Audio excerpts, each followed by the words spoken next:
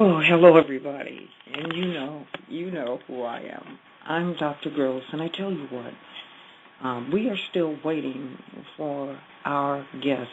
We have some information that he asked me to gain for him. So I need him to, I need you to hurry. But in the meantime, I wanted to, tell everybody, share something. In the process of my life, I have counseled many people. I've counseled people in groups. I've counseled people in the church. I've counseled people in the schools. And I've talked to a lot of people who said they were abused. Now, I'm telling you, there were some people who were telling the truth. But that is not applicable to all the people I talked to. I mean, you could see it. You really could see it through, the way they acted. You could see, people would be twisting their hands and all kinds of things. And it was different. It's not as though anybody ever just, kicked back, threw their legs across their legs and said, hey, I just thought I'd stop by and tell you I've been molested. No, I have never, ever seen that. I know that in one particular instance, it was a school. It was in a school, and there was a substitute. He took the boys to the bathroom. The boys came out and claimed that he had fondled them. Now, you have to have 50 hands to fondle a classroom of boys. But inside a public school, children rule. So they lie. They lie. And when it was over, they came back and they laughed about it, because to some people it's funny. I want you to meet our guest. He has finally arrived. This is C. James Baxter, and he has a lot of information he's going to share with us. Would you like me to play the tape for you right now? Good evening, Dr. Gross. I apologize for the technical difficulties, but I'm here now. But yeah, please, you can play the video, and we'll have a look and listen to what Wade Robson's got to say. Good morning. Good to see you. You know that the things you're going to say here this morning, and perhaps in a court of law, are going to get a lot of attention, make a lot of headlines. So before I ask you specifics, what's your mindset right now? What's my mindset? I feel strong. I feel like this is the right thing to do, because this is my truth. Despite what some people may say after you say these things? Yes. Let me take you back to 2005, Wade, all right, the child molestation trial of Michael Jackson. You were the first witness called by the defense, and the attorney for Michael Jackson said he called you first because you were so convincing and powerful, asserting the innocence of Michael Jackson. And here we are years later, and you're going to say just the opposite, right? What happened?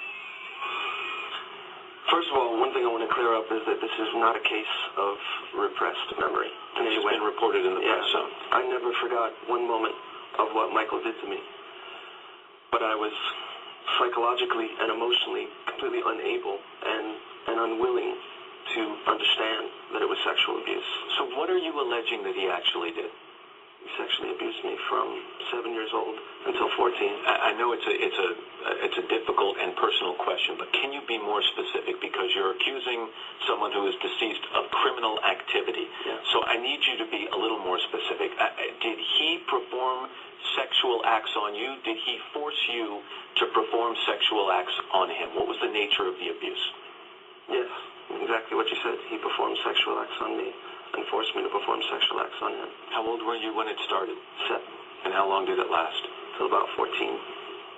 Now, when you testified in 2005, and you took the stand and you raised your right hand and you swore under oath that nothing sexual ever happened between you and Michael Jackson. Yeah. Why did you lie? You know, I said what I understood, and I said what I was able to say. From 7 years old, from day one of the abuse, Michael told me that we loved each other and that this was love, that this was an expression of our love. And then you follow that up with, you know, but if you ever tell anyone what we're doing, both of our lives and our careers will be over. When I was 11, when the first trial was going on, the criminal investigation in '93, he would call me every day and role play and tell me the same sort of things, and also tell me then that if anyone ever thought that we did these things, any of these sexual things, that both of us would go to jail for the rest of our lives. When you testified in 2005, did Michael Jackson or anyone working for him offer you money to say the things you said? Did they tell you you must lie on the stand at that time? No. There was no money. There was no you must lie. Michael, when he would talk to me before these things were going on, and he would call me every day as these things were happening, it was complete manipulation and brainwashing. It wasn't any sense of the truth on the phone. He would role play with me and train me for these scenarios. You know, you say it's not repressed memory. You say you always knew and had in your mind what happened between you and Michael Jackson. You also say that when you finally had a son of your own, that it was looking at that son that made you think if anyone ever did to your son what Michael Jackson did to and with you, you'd kill that person. Yeah, I'm a father, and I became a father 2.5 years ago. It's a beautiful baby boy. And during the first 18 months of his life, I collapsed into 2 nervous breakdowns, terrifying nervous breakdowns. At that point, I had no idea what was wrong with me, what was going on. During the second one, this thing happened where I started looking at him and imagining him being a victim of the sexual abuse that I was at the hands of Michael. And for the first time in my life, I began to realize that my completely numb and unexplored feelings in relationship to what Michael did to me might be a problem, and maybe I need to speak to someone about it. Howard Weitzman, who's a lawyer for the Jackson estate, said this in a statement. Mr. Robson has adamantly denied under oath and in numerous interviews over the past 20 years that Michael Jackson ever did anything inappropriate to him. Now he wants us to believe that he committed perjury at least twice and has been lying to anyone and everyone about Mr. Jackson since the early 1990s so he can file a claim for money. Mr. Robson's transparent lawsuit comes nearly 4 years after Michael passed. His claim is outrageous and sad. Jermaine Jackson, Michael's brother, said Wade Robson is full of, and then used an expletive. What's your response? I understand completely how hard it is to understand this.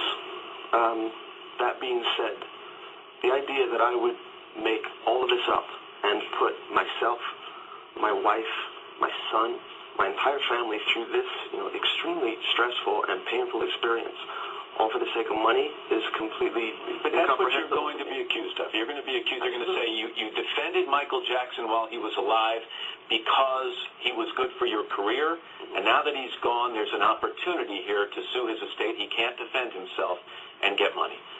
Why didn't you go to the lawyers and do this quietly and try to settle make some kind of a deal? Right, because I've lived in silence and denial for 22 years. And I can't spend another moment in that. In order to truly heal, I have to speak my truth, and I have to speak the whole truth. That's one thing that you'll never see from me. I'm never going to go away with this for the sake of money. I'm never going to be silenced for money. That's not going to happen. With all that you've been through, the work you did with Michael Jackson and what you now allege was sexual abuse by Michael Jackson, when I say his name to you this morning, what do you think of? Heartbreak, pain, anger, and compassion. There's no excuse for what he did to me, and I believe many others, but he was a troubled man, and every effect has its cause.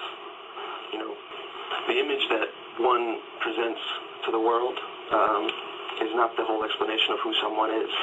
Michael Jackson was, yes, an incredibly talented artist, and with an incredible gift. He was many things, and he was also a pedophile and a child sexual abuser.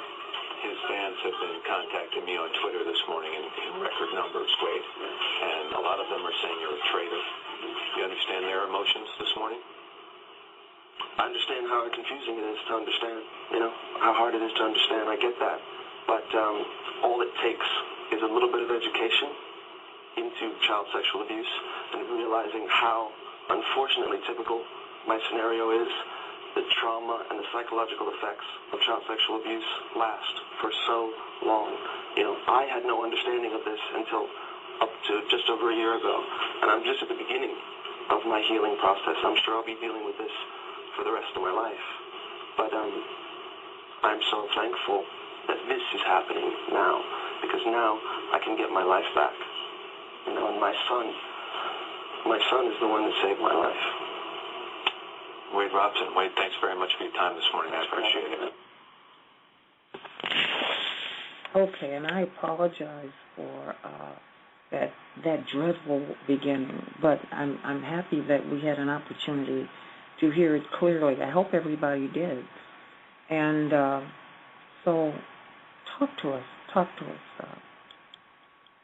and tell us what's going on. Well, there's so much to glean from that interview, and I posted my thoughts on YouTube when this came out, and I did them in a two-part series, and I couldn't believe what I was hearing, because obviously Wade Robson testified in the 2005 court case, and spoke so positively about Michael Jackson. So I was overwhelmed, really, that he will come out now and say what he's done, and just do a complete U-turn. But it's interesting watching and listening to Wade Robson's testimony, because for me, there is a lack of emotion in both the words he uses and the behavior he displays. Now, from a body language point of view, that's very important.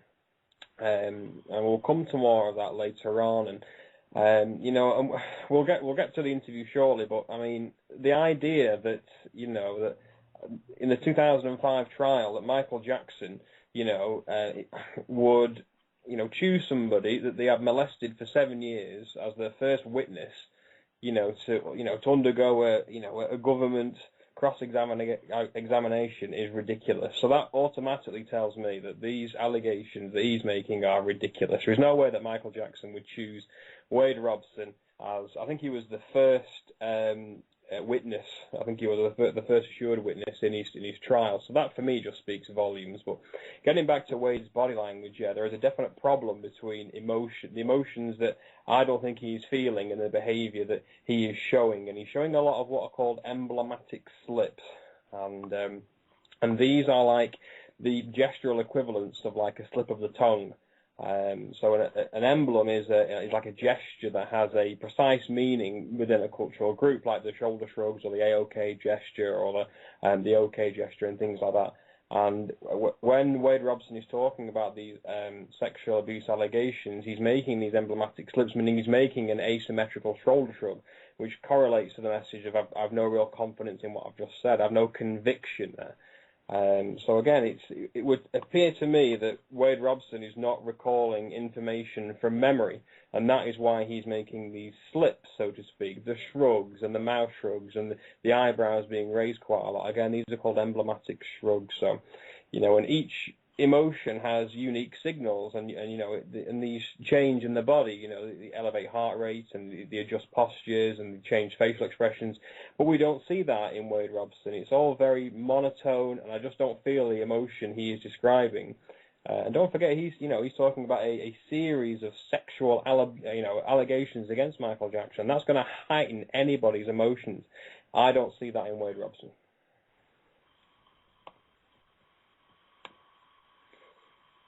I can understand that. I can understand that that you don't see it, because prior to you coming on, I was talking about what it was like counseling these people, and it varied. But you're right. I don't see the emotion too. You have someone that's on the line. Let me answer it for you, okay? Okay. Party, you're on the line. Sorry you took so long. Oh, hi. Well, my name is Daniel, and, there's just a few things I wanted to bring up about Mr. Robson's interview. He says that he didn't say what actually happened because he felt that it wasn't wrong.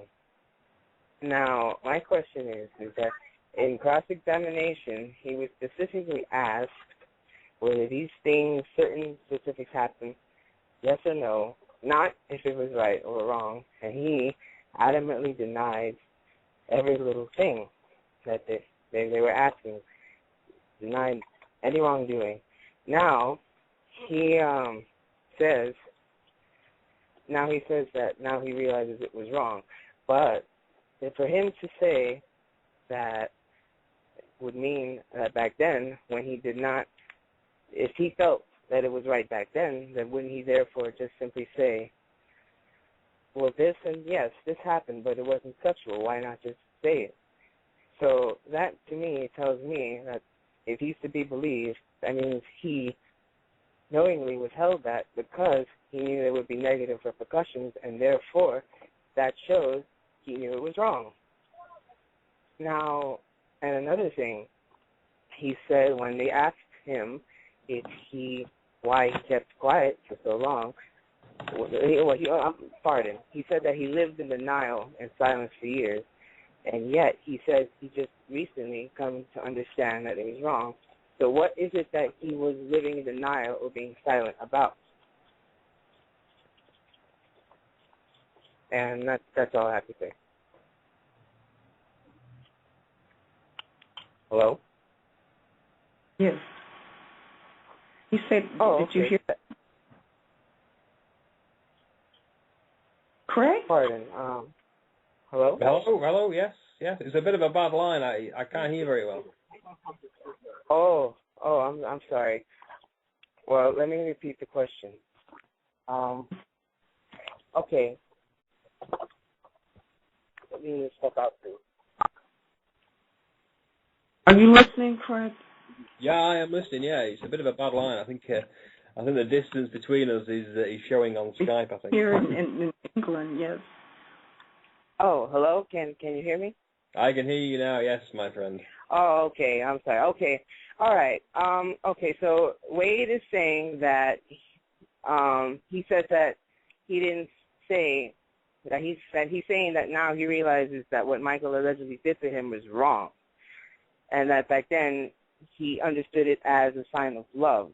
Well, if he's telling the truth, then why is it that when they specifically asked him whether Michael did this to you, did that to you, he said no. He wasn't asked whether or not it was right or wrong. He asked, did this happen, did that happen? And he said no each time. Now, why would he do that then if he did not know? Why would he do that? And my other question is, if he is saying that he lived in silence and denial, but then says that he only came to understand that what Michael allegedly did to him was wrong, then what was he living in silence and what was he in denial about? Well, yeah, you raised some good points there.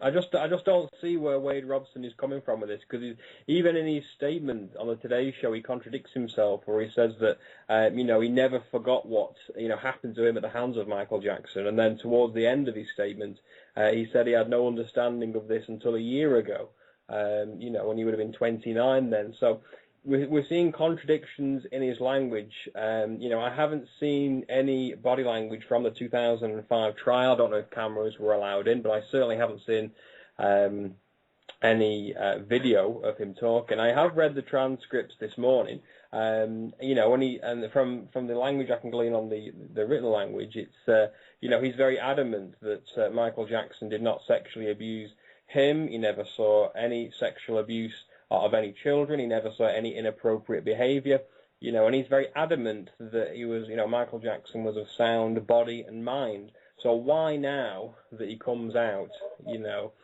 it's interesting. But, what do you think? Let me just flip that question back to you. What do you think the key to these allegations are? Why do you think he has come out now? Well, personally, I just think it's all for money, because not only did he testify that nothing had ever gone wrong, but his sister and his mother did as well. Yes, you're right. And I don't know the validity of this, but I remember seeing Michael Jackson's dad, Joe Jackson, yesterday on TMZ saying that he's been paid off. Is that correct? Did I watch the right thing? Did you see that as well yesterday? That somebody's paying Wade Robson to do this. It's almost like a smokescreen for the current AEG trial in the States. I don't doubt it, because AEG stands to lose billions if they lose. So, and knowing how far people will go for money, it's definitely plausible that they're behind this. Yes, you're right. And and getting back to Wade's body language, we all have in each Homo sapien something called an emotional alert database, and basically these are we have certain triggers for certain emotions that we feel, and the vast majority of our emotions are subconscious, and they generally last for around about a second or so, but the effect on the body is instantaneous. So we have changes in facial expression, in posture, in the words we use. And it's interesting that when Wade Robson's talking about the sexual abuse allegations, I don't see the corresponding negative emotions that you would associate with somebody describing sexual abuse. I don't see any disgust. There's certainly no disgust on his face. There's no anger there. There's no shame. There's no sadness. There's no emotions I can see that are negative when he talks about Michael Jackson. And for me, that is the key area. Because when we are emotional, we have symmetry between our behavior and the words we use, and I do not see that in Wade Robson at all. There is no disgust there, and that for me is a key area. Disgust would be paramount, especially over a 7-year period, because those memories are going to be really fresh. Over a 7-year period, goodness me, they're going to be like, you would probably relive that every day. And again, reliving emotions is another way of experiencing what happened, and those experiences are going to flash back, internally, and those are going to register on different parts of the body, whether it be the face, in his posture, in his gestures and in his expressions. But I just do not see that, and that just moves back to my previous point, is that it would appear that Wade Robson is not recalling information from memory. That is what happens when we recall things from memory. We have a symmetry, and we have a relationship between our gestures, expressions, and our words, and I do not see that in Wade Robson. One thing that bothered me about that interview, and I have talked to a lot of people, but never, ever have I said never have I created an answer for them. In other words, he says, what happened? Did he perform sex acts on you, and did you and force you, now, using the word force, and force you to perform acts on him? And what I saw in Wade's face is I saw relief. And when Wade answers, he says, yeah, what you said. Yeah, you're right. And there's a problem. He doesn't. Yeah, you're right. Go on, beg your pardon, I'm sorry. He doesn't try to, he sees an opportunity out. Meanwhile, Matt Lauer says something like, why did you lie before? Well, when he says, why did you lie, it assumes that he is telling the truth now. So that was not a good interview. It was not a good interview at all. Yeah, you're right, and you make some good points. On either end, because I'm seeing it from the end of the things that the counselor is doing, not what he's doing. He immediately tells him, if you do this, your name will be. Well, I'm just going to say it this way: if you do this, your name will be mud hitherforth. And he tells him, all the fans have been calling me and da-da-da-da-da. But the point of it is he is one that's putting all the emotion in. There is nothing that I see coming from Wade. All of that is coming from Matt Lauer. Mm-hmm. Yeah, and you make... I'm sorry, you make a good point there. You make some good observations, and just to follow on from that, there was a problem I had with Matt, with him asking questions to Wade, and he asked him a series of 3 questions to Wade Robson, and that's a problem. When you ask compound questions to somebody, you ask more than one question, this gives the other person just the opportunity to answer just one of them. So the 3 questions he asked, Matt Lauer asked to Wade Robson was, did he, as in Michael Jackson, perform sexual acts on you? Did he force you to perform sexual acts on him? And what was the nature of the abuse? Now, he asked these questions before Wade Robson had the chance to reply. Now, what was interesting with Wade Robson's reply is he just mirrored back exactly what Matt Lauer said. He said yes, and then he made that asymmetrical emblematic leakage slip with his right shoulder, so that automatically contradicts his words by saying yes. And then he says exactly what you said, he performed sexual acts on me. So again, he's mirrored back the words that Matt's used. And again, this is repeated behavior, because if you remember at the start of the interview, when Matt asks, what's your mindset right now, Wade Robson mirrors that back as well. What's my mindset right now? And we do this is when we haven't really got an answer prepared and we're stalling for time. And what's also interesting about that display is not only did he display the asymmetrical shoulder shrug, which conveys the message of I don't really know about that, I have no real confidence in what I've just said, he also made a palm shrug, which is a slight rotation of the hand, and it almost resembles begging or pleading. Now, that is only a very slight rotation. Again, these are called emblematic slips, and these emblematic slips are weak displays of emblems that have a precise meaning. Like the palm rotating means, please believe me, things like that. And again, it's parrot language. What's also interesting about parroting back a language is that Wade Robson doesn't give any additional information about the question he is asked.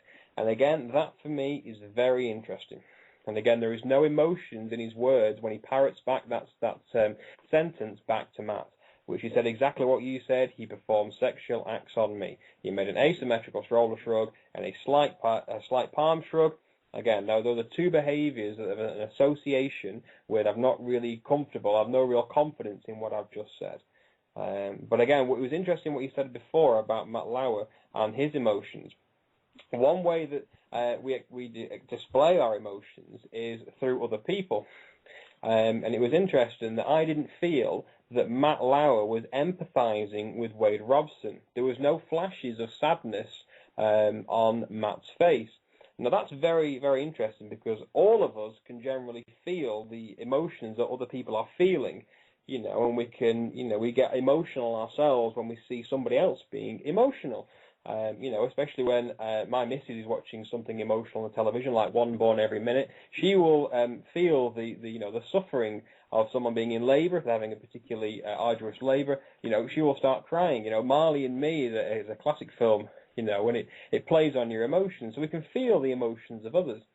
And there is no sadness I can see coming through from Matt in regards to Wade Robson. And again, that's quite interesting, and to match that into something that happened here in the UK, which is really big news at the moment, that a soldier was murdered here in Woolwich in the UK on Wednesday, and he was a drummer, Lee Rigby, and his family went on Sky News to talk about what happened and stuff. And once the interview was over, the lady on Sky News, it flashed back to her, and she flashed a micro expression of sadness.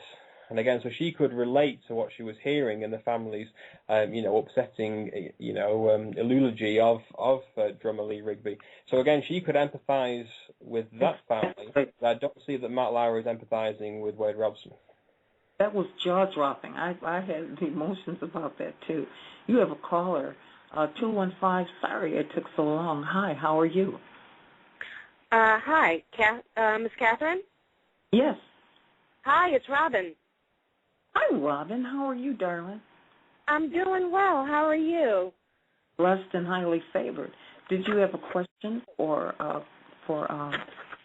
Actually, yes, or sort of maybe more like a statement. That was the very first thing that I noticed. I was waiting for him to give some type of specifics, and as soon as he didn't do that, and as soon as I heard him basically parrot what Matt Lauer said, that was when I automatically knew that he was lying. It was almost like he couldn't think of what to say. So instead of saying instead of saying what was on his mind, he just repeated what he just heard. And even if he didn't want to, even if he wanted to, he could have said something like, well, I don't want to say right now, it's early in the morning, I don't want to give too many details because it would just be wrong to say such things at 7:30 in the morning. He could have went that route if he wanted to, but he didn't. It was like he really couldn't think of anything else to say, so he just repeated what he heard. And the sad part is I feel that for those who don't follow the case, for those who only know a little bit about Michael and have only heard the negative about Michael, this gives them a chance to say, oh, hey, I told you so, without really knowing the man, without really looking at what he's been through, and without really looking for yourself. It just gives another opportunity to be spoon-fed a lie. And I think it's really sad. I think it's pathetic. I have no idea why he's doing this, with the exception of it's all about money. Because if he really wanted to heal, he really could have just did this quietly. He didn't have to bring this out. Mm-hmm. I believe that his career is at stake. Something has been telling me that someone came to him, because since this is happening in the middle of the AEG case, someone came to him and said, look, we want to win this case. You're going to say such and such and so-and-so. We're going to make you say such and so-and-so. And if you don't, you're going to be blackballed. We're going to make sure that you never work again. And that's probably a scary thought for him. So he probably felt, Michael's not here anymore. I really need my career. And he basically sold out his friendship, told a ridiculous lie, all to keep his career. But when you really stop and think about it, the people that he were working with loved Michael, admired Michael, knew Michael would never do anything like this. So are they going to work with him anyway? I really feel he's being forced. I feel he's being forced. I feel he was backed into a corner. And proof positive of that no one has brought up yet is the fact that he skipped town. When all of this broke, he packed up his stuff and he moved to Hawaii, where his wife is from. Don't believe me? Go on TMZ.com and you will see it. The house is empty. He put it up for sale. Mm-hmm. If somebody is telling the truth, normally, don't they stand their ground? Don't they stay put? If you're telling the truth, why are you running? May I add something to that? Go ahead. I'm sorry. Yeah. It's interesting because I read that he put the house up for sale the day that because AEG tried to dismiss the case and that was denied, and that was the same day he put his house up for sale. It sure was. The exact same day. Now, what does that say? All of this stinks. It really, really stinks. I want to put up here, very quick. Lauren asked me if you knew whether or not he had been on meds. Was he under medication? Because he had seen a psychiatrist. You know what? I think about that with the whole psychiatrist bit. Let our guest answer that. Craig. Oh, I'm sorry. He works with patients. So, Craig, what do you think about that? Well, I heard a report that was saying that, I think I heard that you were saying it wasn't a case of repressed memory. Is that correct? Yes. Yeah, but I heard that his solicitor said it was. Is that correct as well? I'm pretty sure that when the allegations came out, that his solicitor said that it was a case of repressed memory. Is that correct? Yes. So that is interesting. So either the solicitor and Wade Robson are not talking to each other, or they're trying to hatch a story together which sounds convincing. You know, a lot of psychologists don't even believe in repressed memory.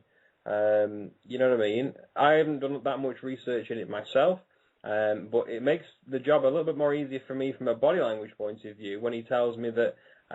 Well, again, but I can't really say that because he contradicts himself in his the Today Show statement, because he said he will never forget what Michael Jackson did to him. However, at the end of the statement, he said he only realized a year ago what had happened. So, again, that is interesting. So, I don't really believe myself in repressed memories. I know a lot of psychologists who also have a similar train of thought, but it is not something I am qualified in. So, I'm not overly sure about that one. But it was interesting what you said before about getting back to Wade Robson finding it difficult to explain the sexual abuse allegations, and he favoured mirroring language back. It's quite different, actually, when he was talking about being a father and the relationship he has with his son. He spoke with greater confidence, he spoke with clarity, he spoke faster, and the most significant part of that little segment is he made a lot more gesticulations with his hands. Now, that's very interesting because, generally speaking, liars make fewer gesticulations when they are telling lies. And this is for a variety of reasons. And it's purely because that when we are telling fibs, we're not sure which hand gesticulations are natural to us. So we will naturally suppress them because they might appear suspicious. And again, also, is that when we're trying to think about something that never happened and trying to put a convincing story together, which is a deceptive story, it becomes quite cognitively demanding. And the more work the brain's got to do to create a believing and convincing story, it naturally suppresses any kind of behavioral animation. And I see quite a lot of suppressed behavioral animation when Wade Robson is talking about Michael Jackson. Again, it's interesting because he makes a lot of what are known as emblematic slips, which are weak displays of behavior. When Wade Robson is talking about his father, when talking about being a father and his son, we see quite a lot of vast gesticulations. Watch the video again and you'll see what I'm talking about. You know, and I think it's quite interesting when he talks about his breakdown. I feel that he is being truthful. However, I feel that it is not related to Michael Jackson. That is what I think. I think he's telling the truth about his breakdown because that will be well documented, but I don't think it's related to Michael Jackson. I see. I don't, I think Lauren left, but I wanted to say I have seen a multitude of people under medication. This is in the schools, however, and I don't know what the major problem is with the kids in the schools. They find a way, and all the kids have Ritalin. Everybody, all the little kids who have any emotions or have any feeling or anything, they give them Ritalin, all right?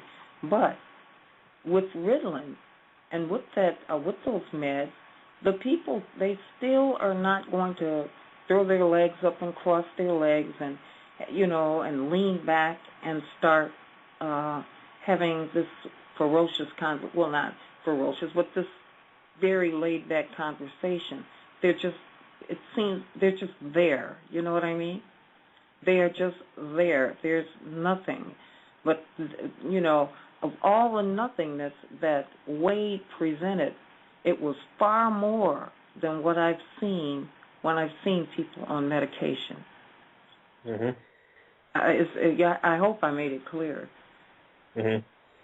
Yes, you're right. And another point that I feel I need to make clear with this is that, getting back to my original statement when I said that I didn't feel that Matt Lauer was empathizing with Wade Robson, the big problem we have now is that, if Wade Robson is savvy, which I suspect he is, that he will be coached in his next interview to appear credible. Now then, there is a particular technique that was made famous in the 1930s by a very famous Russian film director called Konstantin Stanislavski, and it's called method acting. And that is where somebody is taught how to accurately show their emotions by remembering and re-experiencing an emotion which isn't linked to what they're talking about. Now, again, if Wade Robson was coached in this technique, then it would be very difficult. In fact, his lies would be pretty much undetectable, because if he used the Stanislavski technique, then if he was to think back to any moment of his life where he feels disgusted, I mean, if he was talking about Michael Jackson and he's been coached in this technique, he might just think about something that he's eaten recently that's been completely disgusting. So he's going to flash a disgusted facial expression when he talks about Michael Jackson, which links into the sexual abuse allegation. So again, and it'll also activate the reliable facial muscles of that emotion. So it will be a reliable indicator that Wade Robson feels disgusted at Michael Jackson. However, the disgust he feels isn't linked to Michael Jackson. It's about something he's eaten recently which he didn't like. And you can do this with any emotion. And again, and this is where the problem is now, because it would, from my point of view, he didn't make a credible impression on that interview. You know, the emblematic slips, the parrot language, the vagueness, you know, the statement analysis errors. If he is going to do another interview, if he uses this 1930s technique called a Stanislavski technique, then there's going to be problems, because even those who are who are more skilled than I in reading body language, his lies will be undetectable. You know, and again, the problem is, it's even worse if the liar, you know, believes that his lies are true. Again, there is no way that I'm going to be able to glean any kind of emotional recognition from Wade Robson. But again, with that in mind, we've seen one display of Wade Robson being completely emotionally void about this. If he was to use this technique, then his behavior would have a complete U-turn, almost like the U-turn in Wade Robson's opinion of Michael Jackson. Then again, there will be problems there. But again, that's an interesting point that people fail to consider is when it's called method acting. And again, skilled actors remember and re-experience emotion that will trigger the internal, you know, the sensation, which is the autonomic nervous system, which would, you know, have changes in the face, in the voice, in the postures, in the body language. So again, we have to consider that. And now I don't know if Wade Robson is going to do another interview.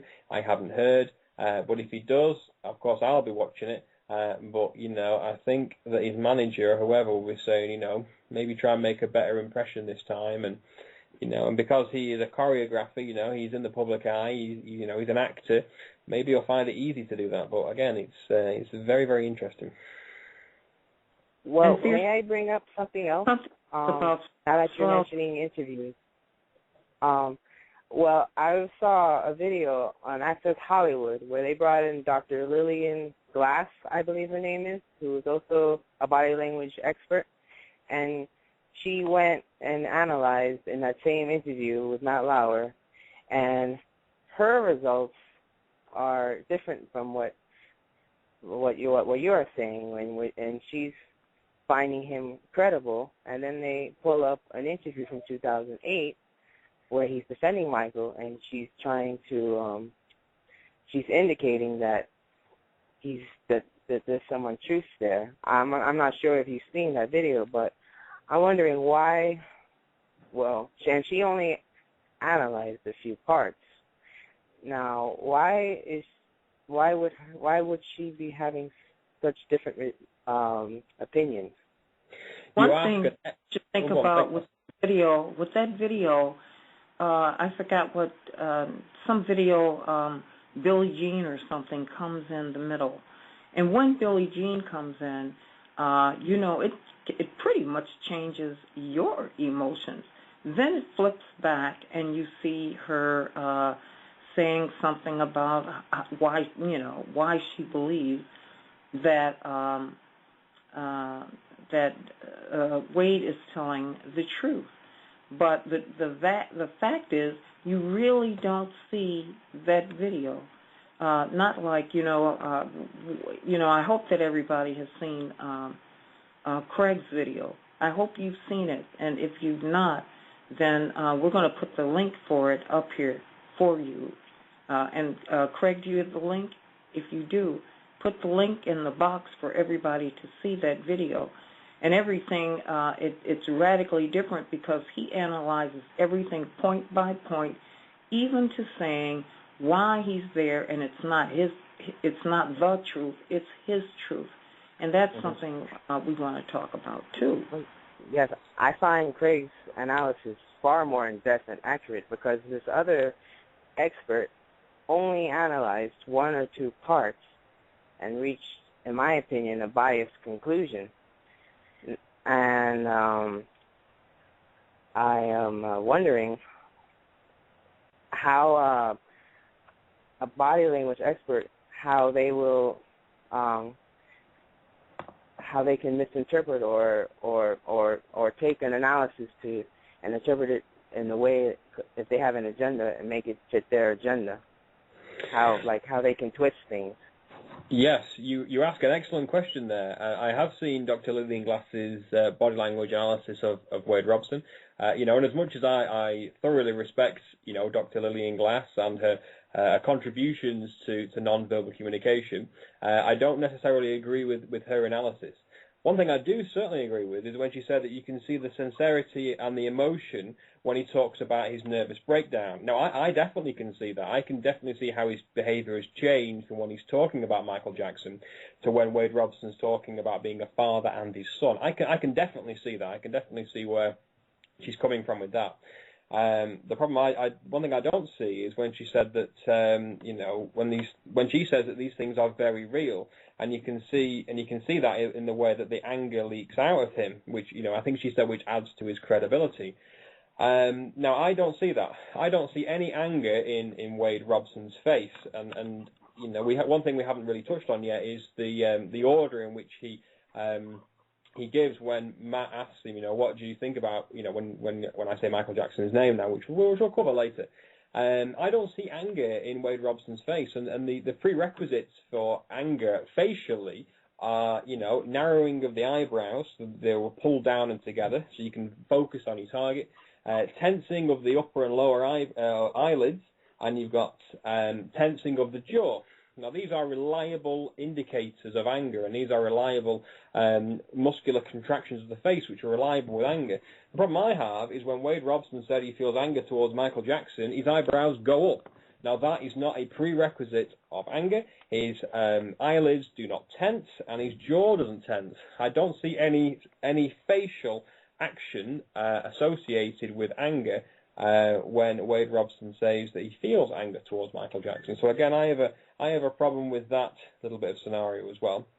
I know that she said about the sweat on his face, and that's taking his the toll on the interview. Well, perspiration can be linked to many things, not just associating with deception or telling the truth. It's a sign of heightened emotions, but it doesn't necessarily correlate to which emotion he is feeling. From my point of view, I don't think he's feeling any particularly negative emotion. And in fact, I don't think he's experienced any heightened emotions. Like I said to you before, I don't see any anger there. I see no disgust. I see no repulsion from Wade Robson, which you'd normally expect to find in somebody who has been sexually abused for 7 years.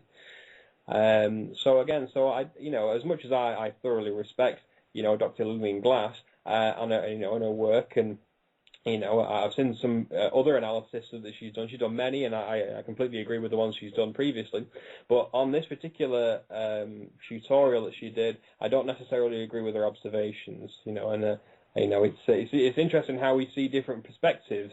You know what I mean? But the research that I use comes through from people like Dr. Paul Ekman, who I've interviewed, Dr. Desmond Morris, again, who I've interviewed, Aldert Vrij, lying and deception expert, Joe Navarro, former FBI, David Matsumoto, again, another facial expert. These are the people I, we talk to quite a lot. And I use their research in my analysis, and also statement analysis through, John Schaefer and Mark McLeish, and people like that. I try and use the best of the best, in their research and the analysis that I give, because, I am conscious that I've got I'm very blessed to have such a large following. So I want to, in the analysis I give, I want to make sure that the information I am relaying to my audience, is filled with truths. And, in the book I've just wrote about, it's called Unmasked, and I cover a lot of body language myths. Like liars, look away, and liars look up and left or up and right when they're lying. There's a lot of, myths and myth-truths associated with, lying and deception. But the information I want to use in my videos comes through the research of, Paul Ekman, Dr. Matsumoto, John Navarro, Desmond Morris, and these are the super heavyweights in the profession. So so getting back to the original point, it's interesting how two people who have studied human behavior and human communication can see two totally different things. However, I don't know if you heard Susan Constantine's analysis yesterday. I listened to that, and I completely agreed with her analysis because she was describing things in more detail that I gave on my video tutorial. I don't know if anybody out there wants to tune in and have a listen to that.